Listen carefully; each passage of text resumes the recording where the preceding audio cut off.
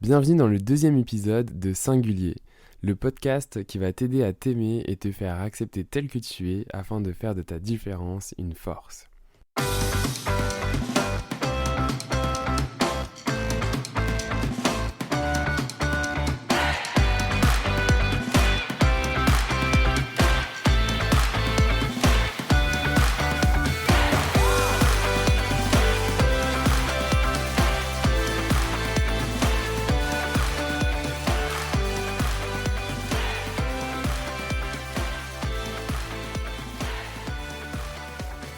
Dans l'épisode précédent, nous avons abordé le sujet de comment réussir à s'assumer sans crainte de jugement et notamment d'observer nos émotions et rester équanime face à elles. Dans cet épisode, je devais te parler de mon Miracle Morning, mais finalement j'ai été inspiré par un autre sujet que je trouve plus à propos de te parler dès maintenant. Pourquoi ça ne peut pas attendre ? Eh bien, nous sommes en janvier, même presque fin janvier, mais il n'est jamais trop tard pour prendre un rendez-vous avec soi-même. Alors tu dois te dire, mais de quoi il parle ? J'ai pas besoin de prendre rendez-vous avec moi-même, je me vois bien déjà tous les jours. Eh bien, détrompe-toi. En effet, tu te vois tous les jours, mais c'est pas parce que tu te vois tous les jours que tu t'octroies du temps de qualité avec toi-même. Et si je souhaite te parler d'un temps de qualité pour toi et avec toi-même, c'est pour prendre le temps de noter l'ensemble des accomplissements de 2019. Et oui, tout va vite et on oublie souvent toutes les belles réussites accomplies l'année passée. Alors de mon côté, je vais même plus loin puisque à chaque année, je fais le bilan de mon année sur la base des objectifs fixés l'an passé et d'observer tout le chemin parcouru. Alors, si se fixer des objectifs, ça ne te parle pas, c'est correct. C'est déjà un début que de prendre du temps pour toi, uniquement pour faire le bilan et regarder tout ce que tu as accompli, les faits marquants, etc.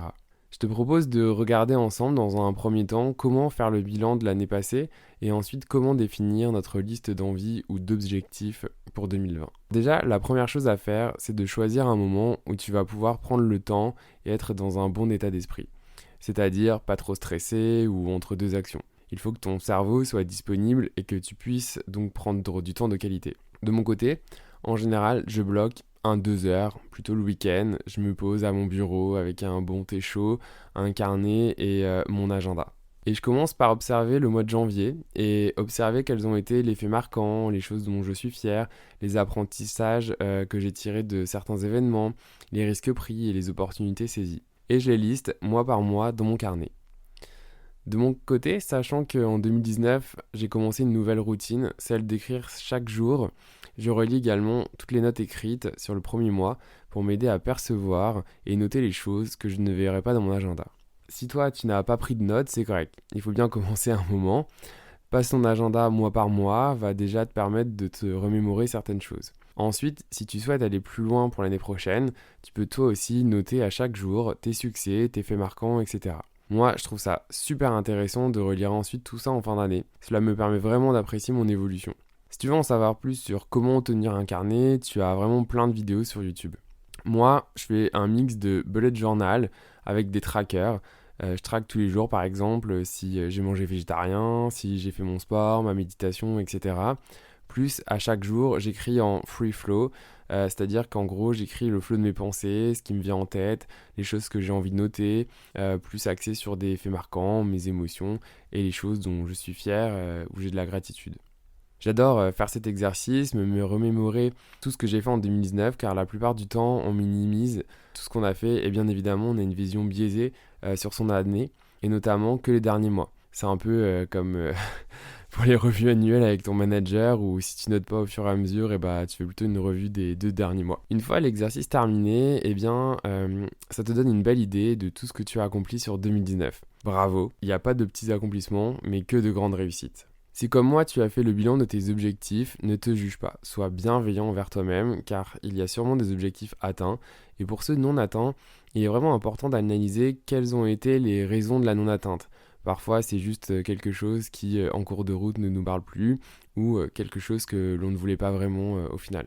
Ensuite, il n'est jamais trop tard pour essayer de nouvelles choses et si ça te tente, de te projeter sur 2020 et voir qu'est-ce que tu aimerais faire sur cette nouvelle année qui commence.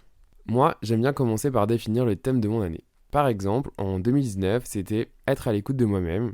Et en 2020, c'est continuer d'être à l'écoute de moi-même et partager mes découvertes et expériences autour de moi. Ce podcast, comme tu le constates, est une action, un objectif qui rentre dans mon thème général de mon année. C'est un peu comme ton fil directeur de ton année ou bien encore ton fil d'Ariane, où tu vas construire tous tes projets autour de ça. Ensuite, je démarre une liste de l'ensemble des choses que j'ai envie de faire. Ne te prends pas la tête de si c'est possible ou pas, mais juste liste les choses qui te viennent en tête. Ensuite, je trie le tout par catégorie, professionnelle, amoureuse, famille, loisirs, finances, etc. Puis je choisis un objectif par catégorie et je définis une première action pour avancer sur l'atteinte de cet objectif et de ce que je vais pouvoir faire sur le prochain mois et ainsi de suite. Alors, quel serait ton thème pour 2020 ? Moi, ça m'intéresse de le savoir, fait que si tu veux me le partager, tu peux m'écrire à allo@singulier.québec. Donc allo @singulier.québec.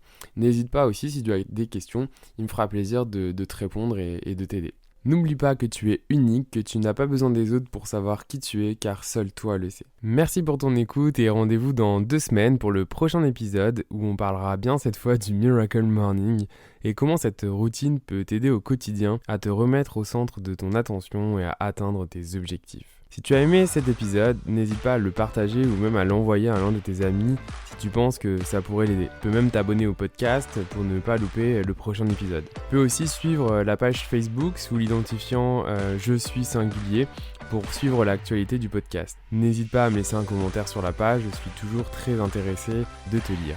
Tu retrouveras Singulier sur les principales plateformes comme Spotify, Deezer, Google Podcast ou même Apple Podcast.